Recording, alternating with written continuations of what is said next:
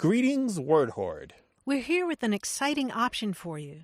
A version of our podcast without any ads. That's right. No advertising interruptions, just the content you love, ready to go in your favorite podcast apps like Spotify and Apple Podcasts. It's another way to support the show, ensuring that we keep bringing you the word stories and language explorations that you love. Try it at waywardradio.org/ad-free.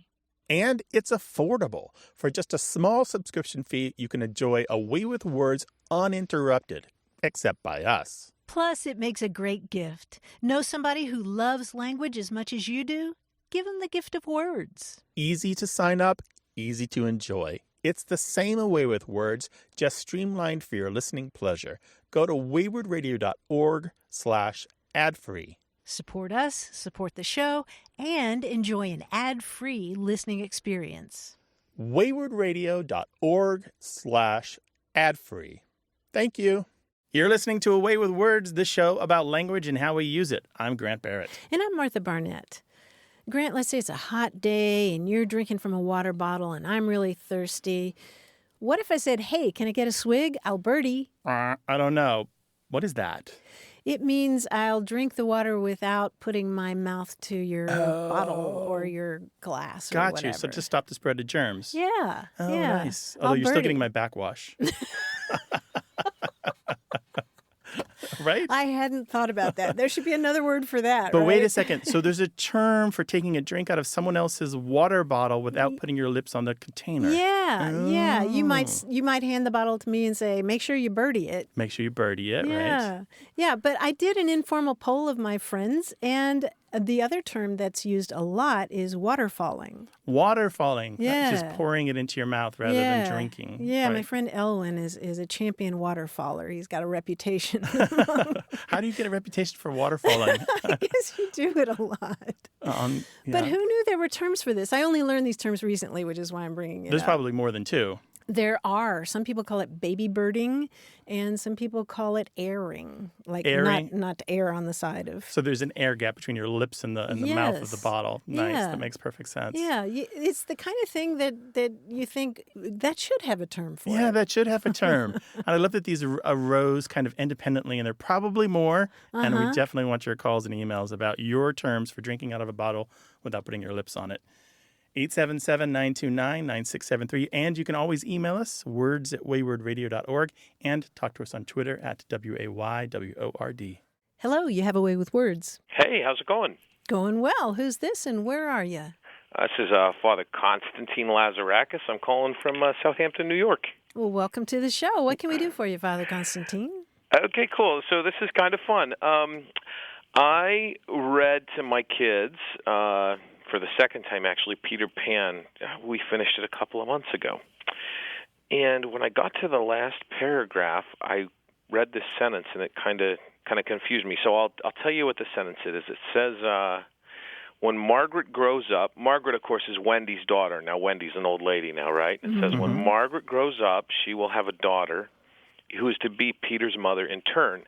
And thus it will go on so long as children are gay and innocent and heartless. And when I read the word heartless, I said, because we don't think about kids as being heartless. And I thought maybe heartless had a different meaning at turn of the century in the United Kingdom. I don't know. Maybe it meant like lighthearted, or maybe it meant free. But then as I started to think about it, there's this theme throughout the book of how cruel it was of Wendy and the boys to have left their parents, and how Mr. and Mrs. Darling suffered so much while they were gone, Mm-hmm. So I said, maybe he does mean heartless, like we mean heartless when we say it now in 21st century America. And then I was talking to my wife and my kids and my father-in-law about it. We said, well, there is kind of a heartlessness in being free. Maybe it kind of means both, because like when you are carefree, you're kind of insensitive to the needs and the feelings of others, maybe. I don't know. It's just really interesting. So I said, I got to call these guys and see what they have to say about it. I would fully expect a man of the cloth to do a really great textual analysis like that, by the way. That's funny. That's outstanding. I think you're 99% of the way there. The heartlessness is about the undeveloped nature of a child's heart. where they haven't experienced the setbacks of true loss yet. So they don't understand what they're doing to other people when they do something like run away. Mm-hmm. And so there is a tradition, it's now considered archaic or rare, of using heartless to mean lacking understanding, where you're not aware of your effects on other people or aware of the effects of your own actions. Right. So Barry is saying that the children don't experience the same heartbreak and brokenheartedness of adults. They seem strong in the face of what adults would consider to be loss. The adults can't really fathom that children are so, we call it resilience, don't we? Right. But the old-fashioned word heartlessness really means it's as if they don't have a heart because they can't be hurt as bad as adults can be hurt. Well, it's funny, too, because the other two things he says, right? He says innocent and gay, so, innocent and happy. Mm-hmm. But I think there's a connection, too, because they wouldn't be so innocent and happy if they did have that level of empathy. They're not really weighed down by understanding the difficulty of, like, I don't know, whatever, life or parenthood or the difficulty of caring for another. Right. That's really interesting. Yeah, that is a mark of growing older, right? The trade-off. It is certainly the trade-off. And the whole experience of the book for me, and I haven't read it in a long time, I think I was 11 or 12 when I read it, and kind of right there between those two things, true childhood and the incipient adulthood, and kind of getting that. Part of me said, how irresponsible, right? The adult part was already speaking up. Totally. But the child part was like, I want to do that. I want to be that. I was talking to this friend of mine. I don't watch this show, but apparently there's some show on network television where Peter Pan is one of the characters. It's like this mishmash of all these different fairy tale characters. Yeah, Once Upon a Time. And I guess Peter Pan is a villain in it. And I said to him, well, he's a villain in Barry's novel, too. Like, if you really read it, he's not a nice guy. He's, like, totally self-centered, can't remember anything Wendy says unless it's about him, ready to kill the wild boys if need be to get to Hook. He's a ruthless little character. He probably did a bunch of pansplaining, too, right? Yeah, right. Well, there's a reason they coined the term the Peter Pan complex. Yeah, right. Well, I guess so. Because there are people who have some or all of those traits. Mm-hmm. But it's cool that all this discussion that you've had with your family comes out of this single old-fashioned word choice. And I think that you've really hit upon a thing that happens to us when we don't only read the book of the moment, when we go back to some of these fundamental classics. Yeah, really fun. Well, I deal with stuff like that all the time in the church, Yeah, some of your texts are a little older, I understand. Yeah, a little bit older. It's fun. We had this big debate when I was in high school about passions. Everybody's like, oh, passions are great, because you're passionate about something. You want to pursue it. But the church fathers all say, you got to do battle with your passions. They're afflictions. They're not. It's very. So that's another word, but I guess that's for another day. I love it. Yeah. Father, thank you very much for your call. We really appreciate it. Hey, you guys, God bless. Thanks for the call. It was really fun to be on the show. Love what you guys do. Thank you. Call us again sometime. Bye-bye. All right, bye-bye. Bye-bye. Bye-bye. What have you been reading? What did you come across that stumped you? Give us a call. We'll all talk about it. 877-929-9673. Or send us email to words@waywardradio.org.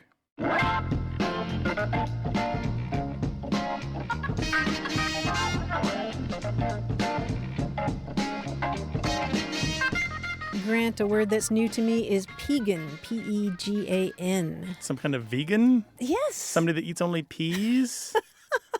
That's not healthy. Boy, Don't that do that. would be a really extreme. Pegan. What is the P part of the pegan? The P part of pegan is paleo. Oh. The paleo diet, which is all about living on unprocessed food and whole sources. But it's kind of meaty, isn't it, the paleo diet? It's got that kind of protein in it, I think, but then you combine that with vegan, in which you don't have any animal products at all, including eggs and dairy. Somehow, this is supposed to be a super healthy diet. So what's left is grains and nuts. Fruits, vegetables, that greens, kind of thing. right? Whatever you can forage in the fields and forests. Yeah, but apparently a lot of people are following the pegan diet Pegan diet. Share your new words with us, 877-929-9673. Hello, you have a way with words. Hi, this is Judy from Tallahassee, Florida. Hi, Judy. Welcome to the show. Hey, Judy. Thank you. I have a friend whose husband was a journalist and a great wordsmith. And he used to describe his wife as a spendthrift. And I know this woman well. And Sally can spend money like nobody's business. and she enjoys it, and she's generous, and all that type of thing. But for him to call her a spendthrift, I always found kind of ironic, because anytime it had the word thrift in it, it sounded to me like somebody who could be thrifty. Mm-hmm. So I just wondered where the idea of a spendthrift came from. Yeah, it's a confusing word, isn't it? It is. And the key to it is that there's an old sense of thrift that means acquired wealth or prosperity. And the light bulb for me, when it comes to that word, was learning that it's related to the word thrive. So it's the result of thriving. Thrift is the result of thriving. But over time, thrift has come to mean being very careful with your money and your wealth. And so if you're spending your thrift, then you're spending your wealth. Oh. Does that make sense? It does, but that's very surprising to me. Yeah. You may have encountered confusing. thrift in that usage as another name for a savings bank or a savings and loan. Sometimes they're called thrifts. Yes, I remember that. There's an old term, by the way, that's very similar, which doesn't have this confusion. It's spendall. Somebody who is somebody who is sounds like that seems to make more sense to me. Sounds like Sally is a spendall. Yes. Yeah, she goes for those spendorphins, huh? Yes. The high you get when you're spending money. And there's an even better one that you might like enough to keep using. It's an earlier word, and it's kind of fallen out of fashion, but it's dingthrift. A dingthrift. Yeah. Dingthrift. The ding part basically meaning that they're doing damage to their savings. Is that right? Oh, there we go. Now that makes sense, too. Dingthrift. Yeah, so if you're spending your thrift or you're dinging your thrift, you're spending a lot of money. Yeah, think of that makes Think of the expression if you ding somebody for a fee or ding somebody for a contribution, it means you're asking them for a fee or a contribution. Fantastic. Well, it sounds like Sally's fun to be with. Oh, she's a dear friend, and I'm very thankful for her in my life. Oh, that's nice. That's nice, Judy. Well, thank you for calling. Thanks, Judy. Take care now. Thank you. Bye-bye now. All right, bye-bye. Spendall, dingthrift, spendthrift. Dingthrift, I like a lot. Right? But because there's a suggestion there with the ding about you're going a little nuts with spending this money. Well, it makes me think of dingbat, too. Right, exactly. 877-929-9673.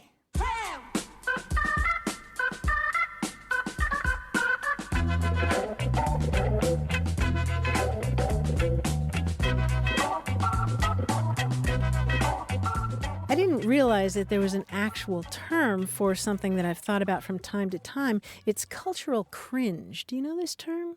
Cultural cringe. I think I read something about it, but fill me in. You probably did. It's used in anthropology or sociology to refer to an internalized inferiority complex that causes people in a country to dismiss their own culture as inferior. I think sometimes one's hometown doesn't really appreciate what one has done until they go off to another part of the world and make their name there, and then they come back, and then they're legitimate. I'm thinking we should call that a hometown wince, maybe. Cultural cringe and hometown wince. Cultural cringe that I know is from linguistics. It's the way that people will denigrate their own language or their own dialect because they know that the outside world does. And so they think of themselves and their family and their community as speaking a bad English rather than just a variant. Yeah, I thought you'd bring up that example. Yeah, the term cultural cringe originated in Australia, and it was coined by a social commentator there in the 1950s. But yeah, it makes perfect sense that you would apply it to language as well. Yeah, so when you have a chip on your shoulder about something that's normal and natural. Yeah. 877-929-9673.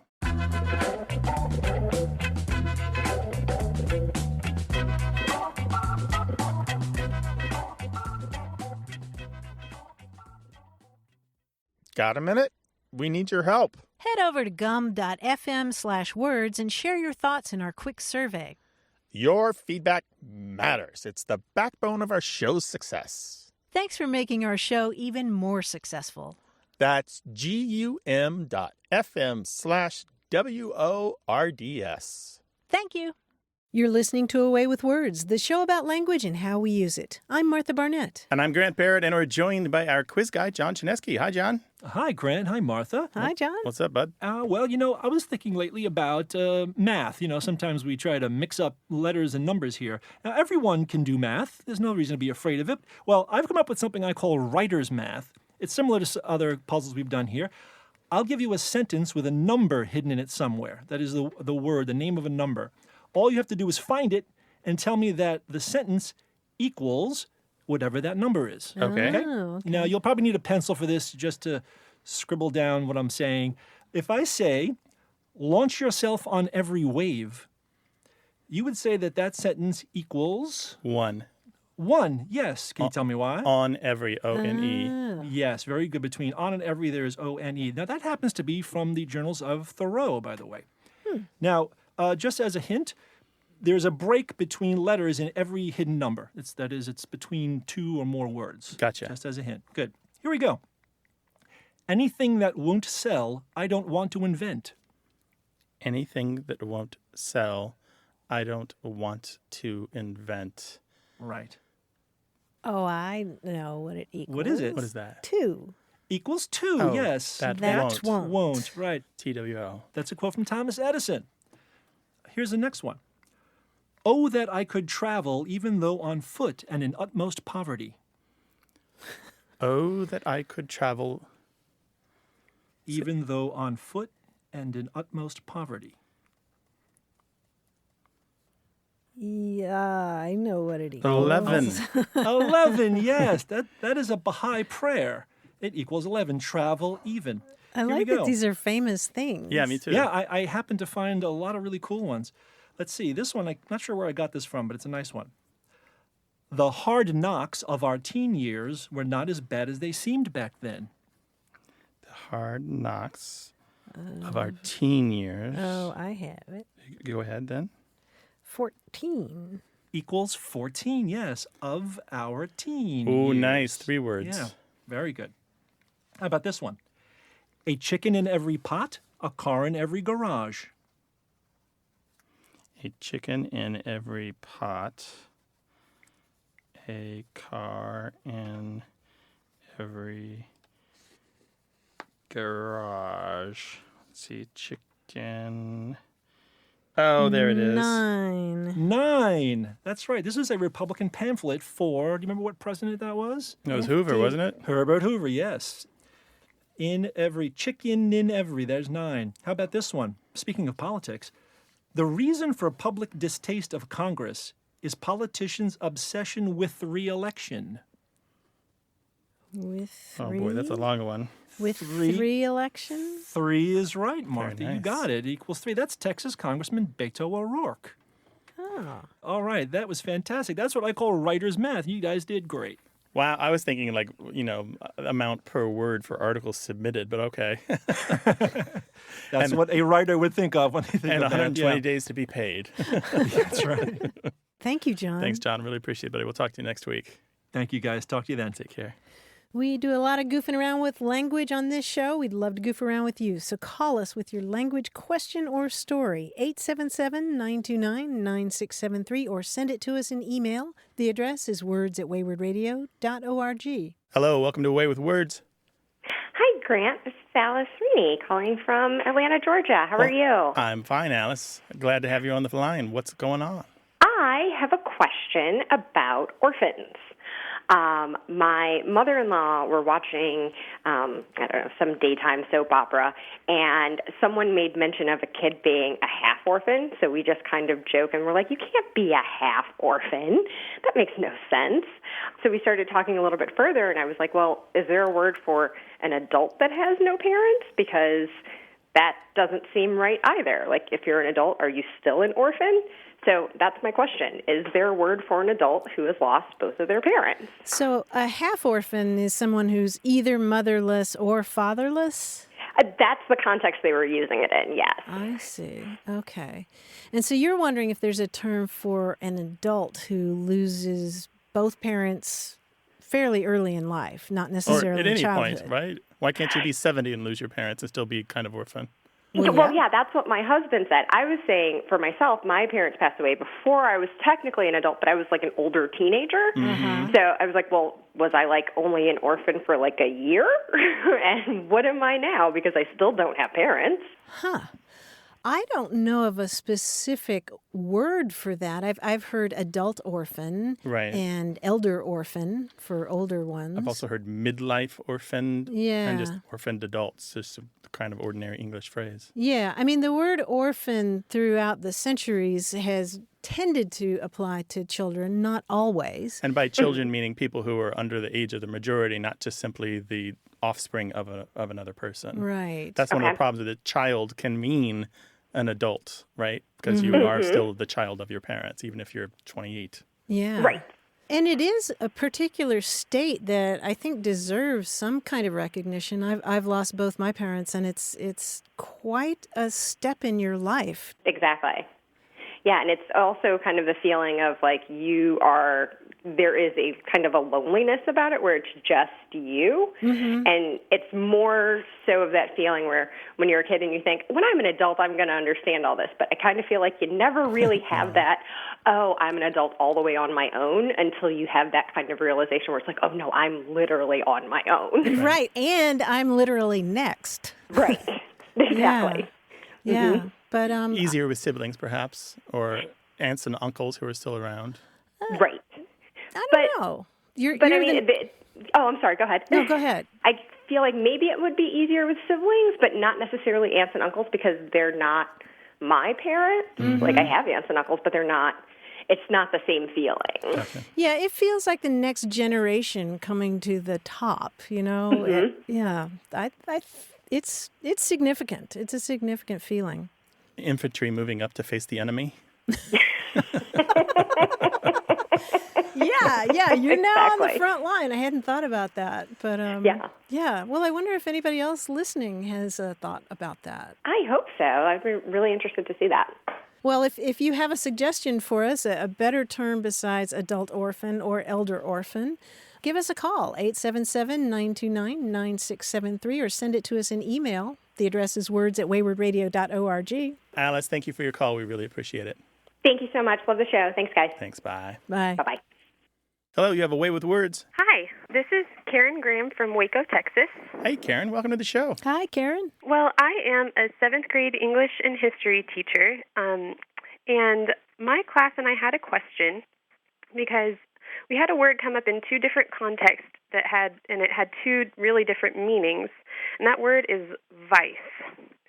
In my classes, we often end up talking about characters in stories or historical figures in terms of like virtue and vice, their good and bad moral characteristics, like was this character courageous or cowardly, or was this ruler just or unjust. But then in history class one day, we were talking about different forms of government, like democracy or monarchy, and somebody mentioned something about presidents and vice presidents.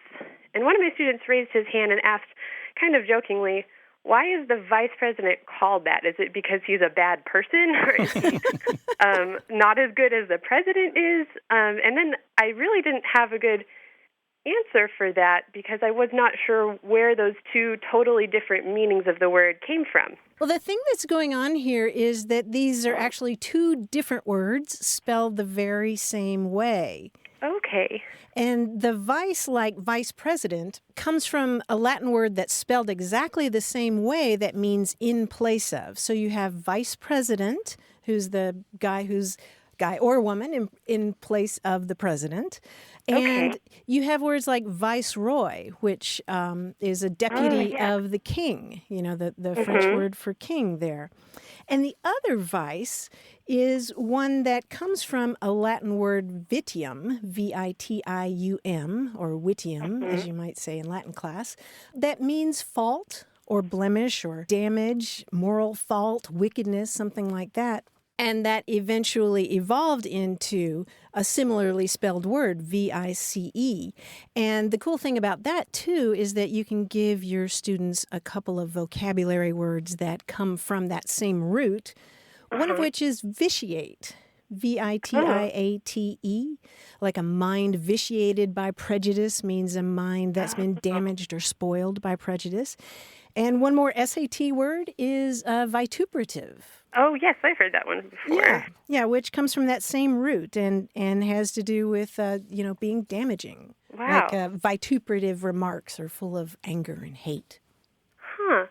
Wow. Well, we actually teach Latin at my school. I'm not one of the Latin teachers, so my students will be really interested to know that they both have Latin roots, but they are unrelated. Oh, yay. Yeah, That's wonderful. different Latin roots. Yeah, they come from two different Latin words, and the spellings just happen to be the same in English. It's not the only pair of words like that either. All right. Well, thank you very much. That's very helpful. Thank you, Karen. Yeah, thanks for asking. And good luck with Great. school. Thank you for being a teacher. You're welcome. Good to talk to you all. Bye-bye. Keep up the good work. Bye-bye. Teachers, we love you. Give us a call, 877-929-9673.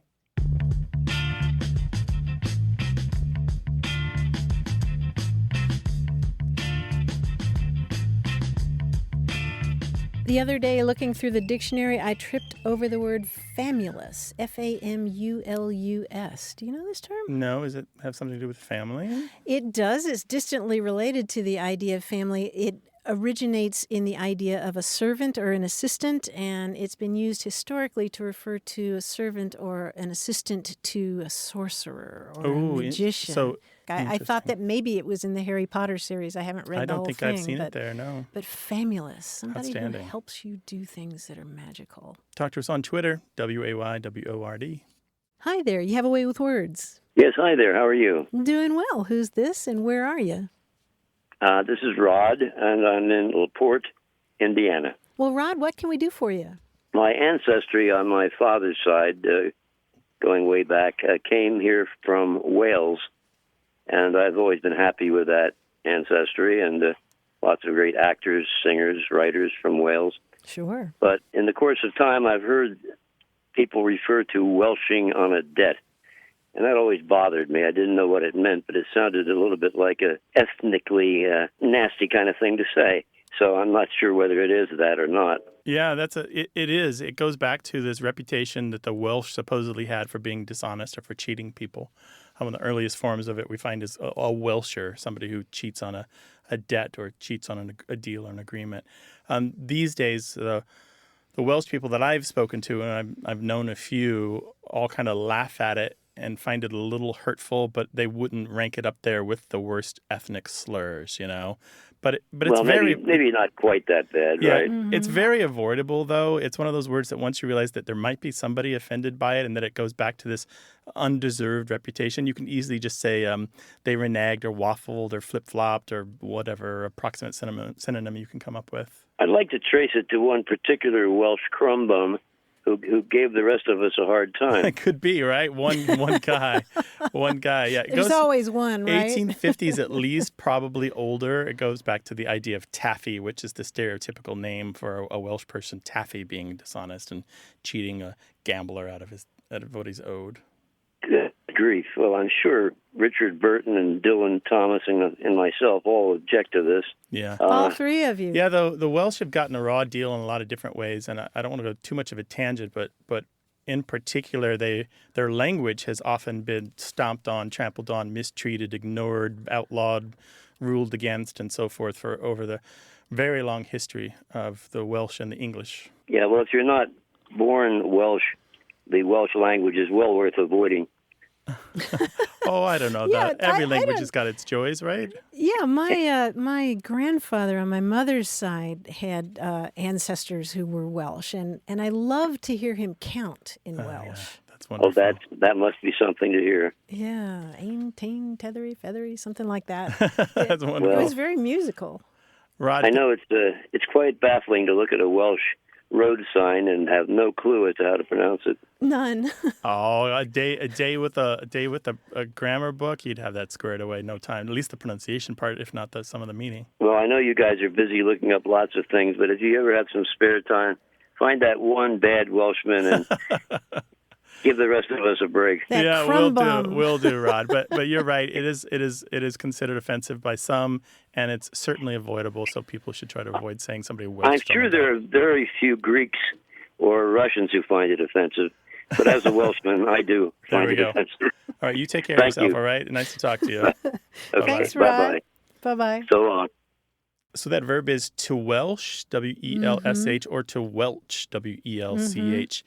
877-929-9673, or email us words@waywardradio.org. Hello, you have a way with words.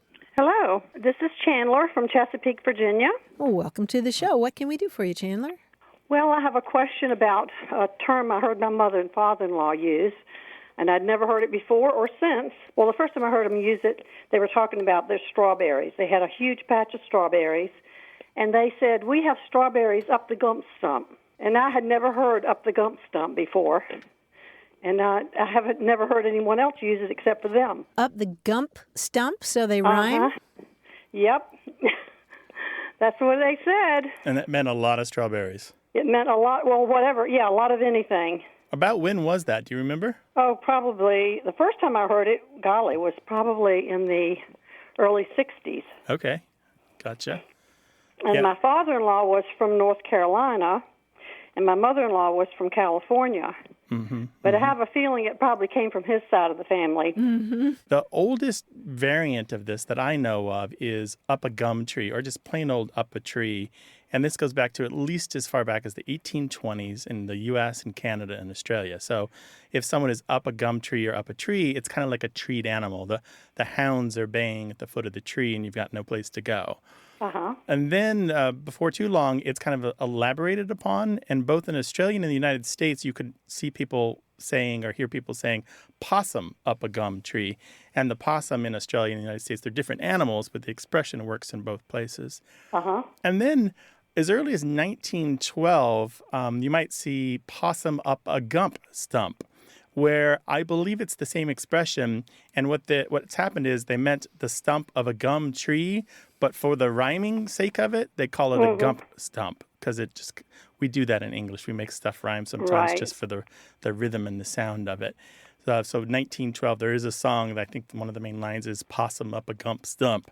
But then by the 1960s, up the gump stump behaves a little differently. It stops meaning that you're trapped or cornered or that you've got no alternatives, and it starts to mean that you've got a lot of something or that you've got an abundance beyond all control. And you particularly see it among people in the military and in politics. It's kind of like up the wazoo in that both gump, stump, and wazoo are really indirect or oblique euphemisms for the butt or the rear end.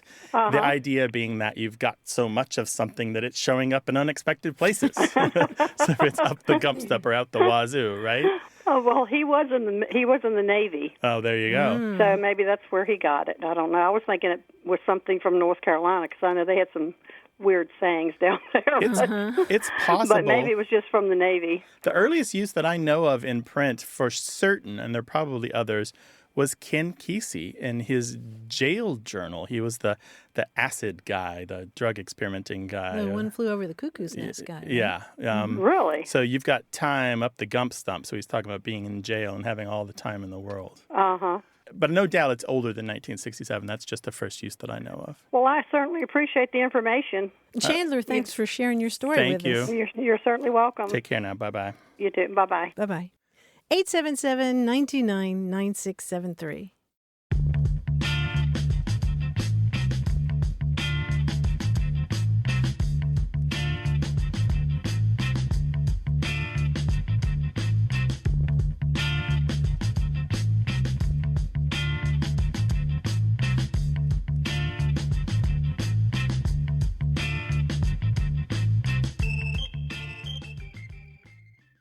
Hey, we've got something special for those of you who love our show but could do without the ads. That's right. Imagine A Way with Words, the same engaging conversations, the same deep dives into language without advertising interruptions. We're talking about our ad-free podcast feed. It's sleek, clean, and it's just for our supporters. It's at waywardradio.org/ad-free. It's inexpensive, easy to sign up for, and works with all major podcast apps like Apple Podcasts and Spotify. It's an affordable way to support the show and get a seamless listening experience.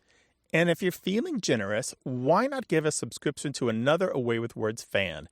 That's waywardradio.org/ad-free. Sign up today. Your support means the world. waywardradio.org/ad-free. Thank you.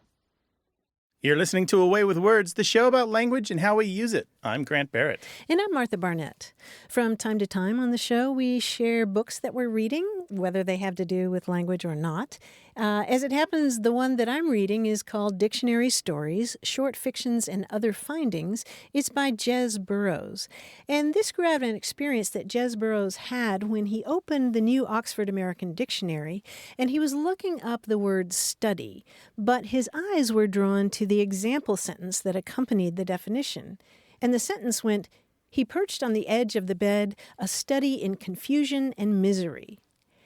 And that sentence just tickled his mind, and he started thinking, wow, who was perched on the edge of the bed? Why was he upset? Why did he feel miserable? And then he started looking at other sample sentences in the dictionary and started wondering, gosh, could I put some of these intriguing sentences together and form stories? And he started doing that with sentences like, the horses were lame and the men were tired, which was an illustration sentence for the word lame, or for double, the double life of a secret agent. And he put some of these together in short stories that he published online, and they were so popular that he got a book contract. And now there's this whole book of very, very short stories, some of which are wry or funny or dramatic or kind of noir. And it's very intriguing. You'll never look at sample sentences in the dictionary the same way. There's another layer to this, which is one of the first jobs that I had as a lexicographer was to come up with example sentences for the new Oxford American Dictionary. So he may be using sentences that I chose. Oh, that's wild. Yeah, he takes them from about 12 different dictionaries. Yeah. So it could be. So a few of them anyway. And Oxford had for a long time this project where they hired a bunch of freelancers, including me and my wife and a bunch of other people, to go through this database of programmatically selected passages to shorten them up a little bit, to edit them down to be that concise, pithy thing that you need. Because most of the example sentences in most dictionaries are based on real writing. Because one of the things you know as a dictionary editor is if you create a sample sentence or an example sentence out of whole cloth, it's almost always flat. And a little affected, if that makes sense. Sure, like it doesn't have the ring of something genuine. Yeah.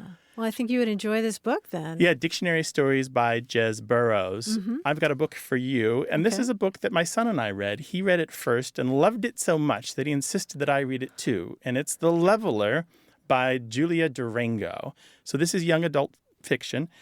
And the whole premise is that there's a girl, Nixie Bauer, who is paid by parents to drag their children out of a digital paradise known as the Meep. She's basically a bounty hunter or a skip tracer, but she's a teenager. And so this Meep is an immersive thing that you can only get out of under certain circumstances. You can't just take off the headset and go back to your regular life. So she gets money doing this. And the whole story centers around Nixie having to rescue the son of the man who invented the Meep, who owns the Meep, to get him back. And of course, there are lots of complications. My son loved this because he's a big video game player or fancies himself as one and knows a lot about video games. And I liked it because even though the, oh no, I'm stuck in a video game genre is kind of played out, I thought it was original enough that I could ignore the fact that this has been done before.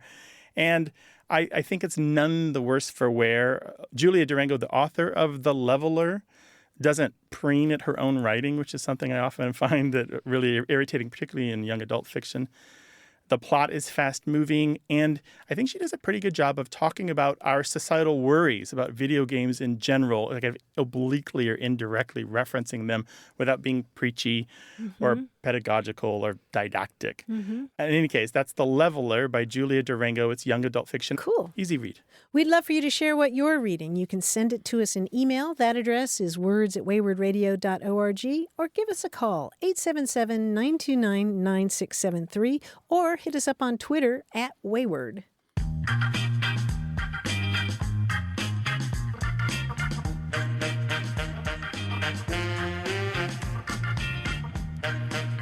An eponym is a word that derives from the name of a person, right?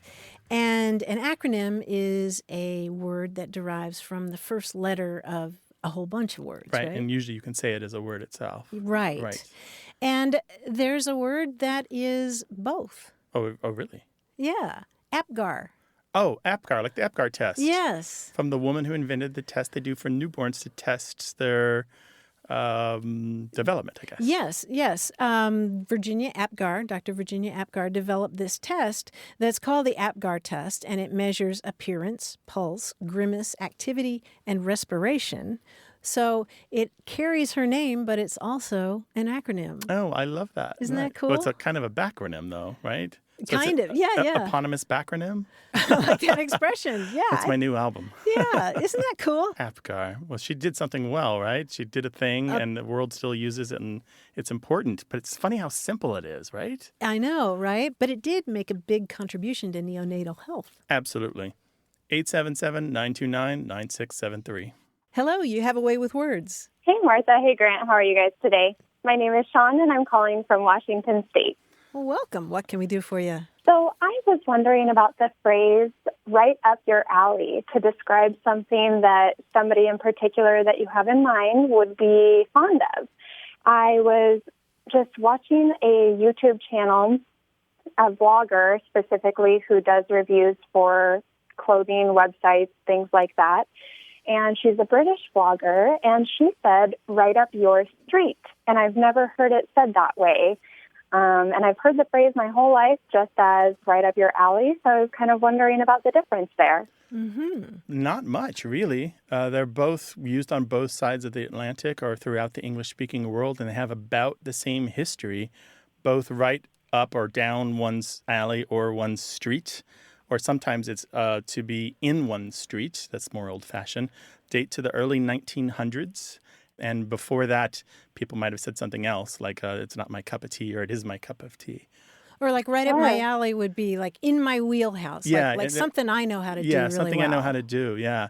And they both come from this idea that if something is in your neighborhood, literally in real life, you're probably familiar with it. Like, you know the neighbors, you know the park, you know the shop on the corner, that sort of thing. So if it's in your street or think of an alley, not like this ugly, dark place that's scary and filled with trash. Think of the alley as maybe your back door lets out on an alley and you have a porch out there and it's where you store your bicycles, that sort of alley, like a active, lively place that people pass through. Right. Well, and I even found it interesting just because I think of an alley as more of a narrow pathway, whereas a street is more broad.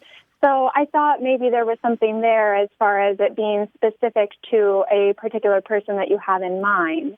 But it sounds like it's kind of just right in line with all those other things you guys mentioned, cup of tea, things like that. So, yeah, the alley is interesting because in American uses, in some cities, it is very restricted to that space between buildings that has the trash cans in it and you otherwise wouldn't go.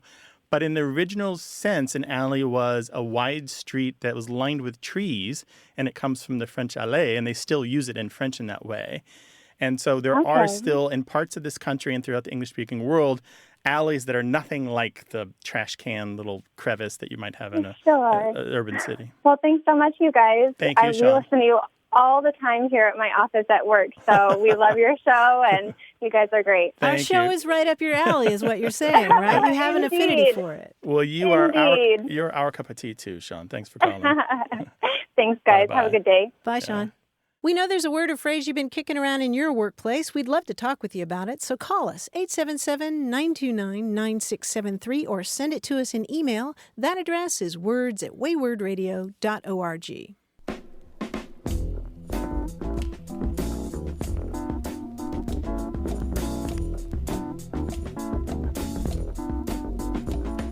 So this seems to be the season for uplit. Uplit. So something is uplit. It's lit from beneath? It's literature that is uplifting. Apparently, this is now a thing. You know, you've got your chick lit and things like that. But publishers are now looking for and publishing what they call uplit. Oh, that's also the season for updog.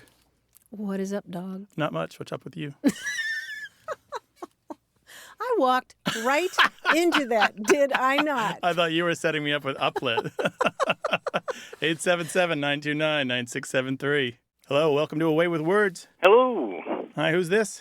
This is Adam Singleton. I'm from Abilene, Texas. Hey, Adam, welcome to the show. Hi, Adam. I was thinking about the phrase, having your work cut out for you. And I always imagine that means that your work is going to be easier because it's cut out for you. It sounds like part of that task is already done. But one of the things that I've heard is it's that your task is actually going to be harder. So I'm confused about whether it means your task is going to be easier or harder, and kind of really what it means and where it comes from.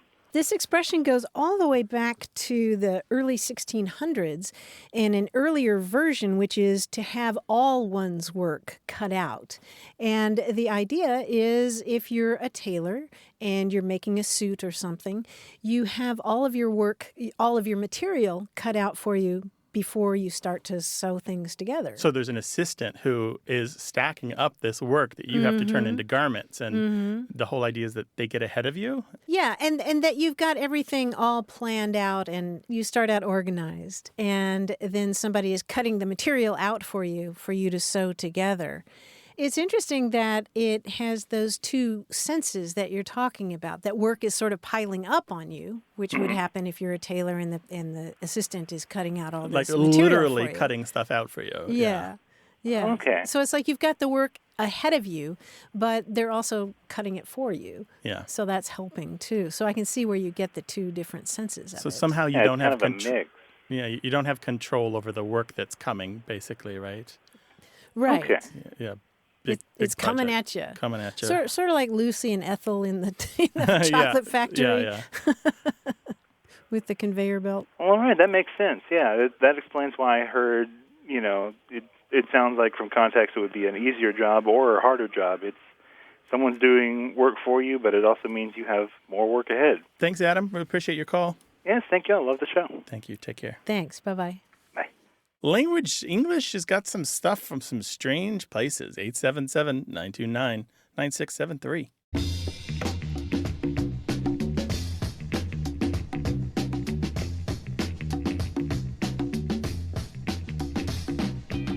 I have a pair of earrings that I only recently figured out how to describe. They're cabochons. Do you know this term? No. Cabochon. It comes from a Middle French dialectal term that means head. It's like cabbage and capital and all those words. But it's a gem or a bead cut in convex form and highly polished but not faceted. Okay. Cabochon. C-A-B-I-C-H-O-N? C-A-B-O-C-H-O-N. Gotcha. Cabochon. Borrowed into English. Has a word caught your eye or ear? We'd love to hear about it. Call us 877-929-9673 or send us an email. The address is words@waywardradio.org. Hello, you have a way with words. Hey, this is Scott Farrah calling from Copper Canyon, Texas. How are you today? Hi, Scott. Welcome to the show. What's up? Hey, I got a question for you. When I was a young person growing up in the Deep South, I heard an expression some of the older people used, neat but not gaudy. And most of the people who use that kind of expression have now died off, and I've never heard it ever spoken since. And I was just curious if that's something that's unique to the South or if it's something that's common throughout the English-speaking world, and if it's maybe something dated. Some yes, some no. That's a lot of questions all at once. Yeah. What did they mean when they said that? Neat but not gaudy? Well, when you're 5 years old, you do the best you can to understand, but I always got the impression it meant something along the lines of it was appropriate for the use, but not over the top. I think that's a fair definition of that. Yeah, that sounds right. Neat but not gaudy. And the neat in this sense really means not so much orderly, but something that's high quality or fine, good looking. And it's an expression that goes way, way back to the 17th century. And there have been different versions of it that are kind of odd. The longer version is sometimes neat but not gaudy, said the devil when he painted his tail pea green. And tied up his tail with red ribbons. Yeah. Whatever that means. Was that a literary reference, or is that just a full expression? Yeah, it's been used off and on over the centuries since the 1600s, and some people have had these elaborated forms, and sometimes it's the monkey and not the devil, which is really interesting. And one of the earliest uses goes back to a poet by the name of Samuel Wesley, who is the father of John Wesley, who was one of the founders of Methodism, as in the Methodist Church. Yes. And so we actually have both father and son using variants of this expression in their writing. Huh. So it appears to originate in the the British Isles and that's right. transferred to different places where English people moved. That's right. Is there any instance of it being used in other English-speaking countries like Australia or Canada? Yes. It has existed. It's fallen out of fashion, I'm afraid. You'll find it mainly in historical text and in people writing historical fiction. But it's always had a little either very literary feel to it or kind of the commoner versions. Some people would just abbreviate it and say, as the monkey said, or like happened to the monkey, something like that, which it refers to the whole expression without saying the whole expression. Oh, it's just a way to abbreviate it. Yeah. Yeah. And there's also a Jimmy Stewart movie where he jokingly orders a drink neat but not gaudy. Oh, nice. Yeah. Neat but not gaudy. I want to say Siegfried. And I like Is it because that's not yet another, that's the other meaning of neat, though, right? Yeah, it's a bad pun. A play on words. Yeah. As the monkey said when he painted his bottom pink and tied up his tail with pea green ribbons. That's gaudy. That's gaudy, yeah. All right. Well, thank you all very much. I really appreciate the enlightenment. It's our pleasure. Thank you very much. Glad to have you. Take care. Bye-bye. Well, is there a word or phrase that's been rattling around in your head? We want to talk with you about it. Call us, 877-929-9673.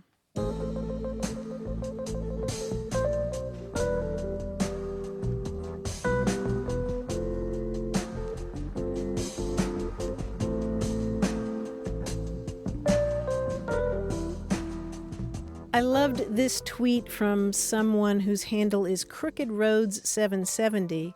He wrote, I generally think of myself as an okay father, but somehow I forgot to teach my 2-year-old son what an owl was, and he thought it was called a wood penguin. Oh, that's adorable. Isn't that so cute? A wood penguin. Of course, it makes sense, right? That's very adorable.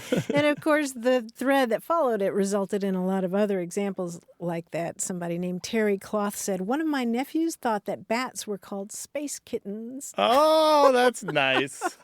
This is great. But it's really cool, isn't it? I mean, that's the way our brains work. I mean, think about the word porpoise, which comes from Latin words porcus and piscus, meaning pig fish, because that's kind of what they look like. You see those for the first time, you apply a different name to them. Pig fish.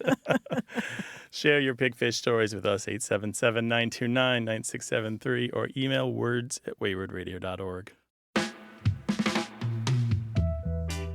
Want more Away with Words? Listen to years of past episodes at waywardradio.org or find the show in any podcast app or on iTunes. Our toll-free line is always open, so leave us a message at 877-929-9673 and we'll take a listen. We love to get your messages at words@waywardradio.org or hit us up on Twitter at WAYWORD and look for us on Facebook. This program would not be possible without you. Grant and I are out to change the way we listen and think about language, and you're making it happen. Thanks also to senior producer Stephanie Levine, director and editor Tim Felton, director Colin Tedeschi, and production assistant Emma Kelman in San Diego. In New York, we thank quiz guy John Chinesky and that master of keeping it real, Paul Ruist at Argo Studios. Away with Words is an independent production of Wayward Inc. From the Recording Arts Center at Studio West in San Diego, I'm Martha Barnett. And I'm Grant Barrett. So long. Bye-bye.